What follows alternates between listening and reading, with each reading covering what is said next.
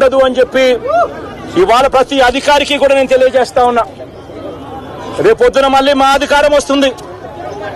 వచ్చినప్పుడు అన్యాయం చేసిన వీళ్ళందరినీ, వీళ్ళ అధికారులందరినీ, అన్యాయం చేసిన ఈ నాయకులందరినీ కూడా బట్టలు కూడా తీసి నిలబెడతామని చెప్పి కూడా ఈ సందర్భంగా తెలియజేస్తా ఉన్నాను.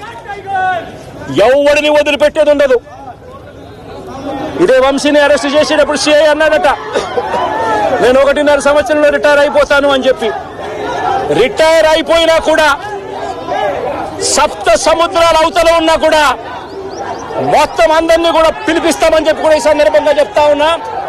చట్టం ముందు నిలబడేట్టుగా చేస్తాం, బట్టలు ఊడదీస్తాం, న్యాయం జరిగేట్టుగా చేస్తాం అని ప్రతి ఒక్కరికి కూడా తెలియజేస్తా ఉన్నాం. ఈ మాదిరిగా అన్యాయం చేయడం మొదలు పెడితే మాత్రం ఖచ్చితంగా ప్రజలు, దేవుడు ఇద్దరు కూడా వీళ్ళను శిక్షించే కార్యక్రమం ఖచ్చితంగా జరుగుతుందని చెప్పి సందర్భంగా మరొక్కసారి వీళ్ళందరికీ కూడా చెప్తా ఉన్నాం. అన్యాయంలో భాగస్వాములు కావద్దండి.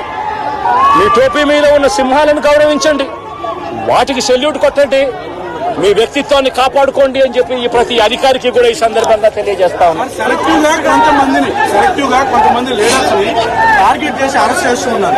దాన్ని ఎట్లా చూస్తారు? మన పేరు కానీ